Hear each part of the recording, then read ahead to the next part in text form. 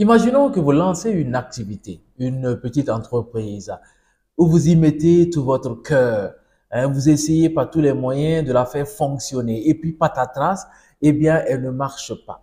Il faut partir du principe que vous n'avez pas échoué. Ce n'est pas un échec parce que vous avez appris. Vous avez appris comment prochainement procéder pour ne pas faire face à la même chute. Dans la vie, tout dépend de comment est-ce qu'on aborde les choses.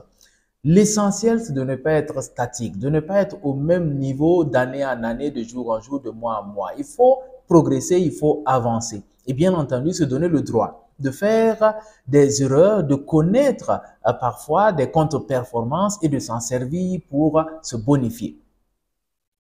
Il peut arriver qu'une personne essaie une activité, une deuxième, une troisième, une quatrième, même une cinquième, et toutes les activités sont du dehors vues comme des flops.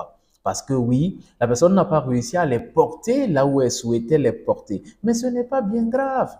Est-ce que la personne ne va pas se bonifier? Est-ce que la personne ne va pas, en reprenant une nouvelle activité, faire moins d'erreurs qu'elle en a fait de par le passé? C'est ça tout simplement l'expérience. L'expérience donc, c'est d'apprendre de ce que certains pourraient appeler échec.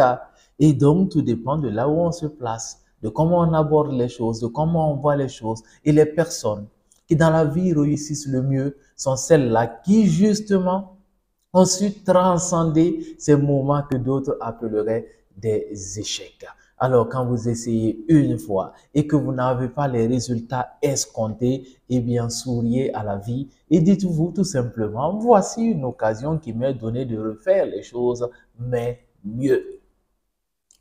C'est anecdotique peut-être, mais il y a 2 ans de cela, je fais la rencontre d'un jeune garçon qui a eu le baccalauréat dans une localité au Burkina Faso, mais qui n'a pas réussi à avoir le baccalauréat avec la mention qu'il souhaitait. La mention qu'il souhaitait, la mention très bien, lui aurait permis donc d'avoir une bourse pour aller étudier dans une université qu'il recherchait.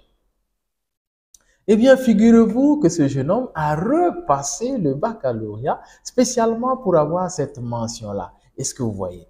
Et donc, nanti de l'expérience de sa première année, eh bien, ce garçon a eu la mention qu'il souhaitait et a obtenu son inscription dans cette université. Là où certaines personnes pleureraient, pleurnicheraient parce qu'elles ont échoué au baccalauréat. Donc, si vous ne réussissez pas à votre bac, eh bien, dites-vous tout simplement que l'occasion vous est donnée de reprendre l'examen, cette fois-ci en l'obtenant avec une bonne mention et peut-être d'avoir une meilleure université que si vous l'aviez obtenu de par le passé. Vous voyez qu'en toute chose, on peut positiver. D'aucuns disent à quelque chose, malheur est bon.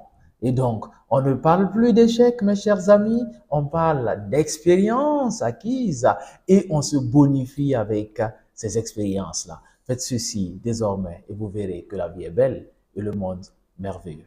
À très bientôt.